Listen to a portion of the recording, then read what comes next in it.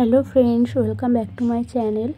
তো তোমাদের সাথে আজকে আমি শেয়ার করছি আমাদের বাপের বাড়িতে কীভাবে দশহরা পুজো হয়, সেই ভিডিওটাই আজকে শেয়ার করছি। তো সকাল সকাল ওখানেতে মা স্নান টান সেরে নিয়েছে।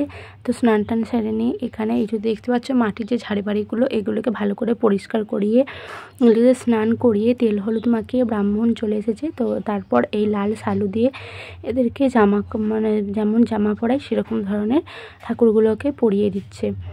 তো তারপর এসব পড়ানোর পর তারপর ঘরটর তুলতে যাওয়া হবে, তারপর পুজো হবে।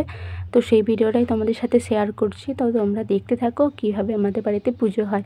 আর ভিডিওটা যদি তোমাদের ভালো লাগে তাহলে অবশ্যই একটা লাইক করবে এবং চ্যানেলটিকে সাবস্ক্রাইব করে দেবে।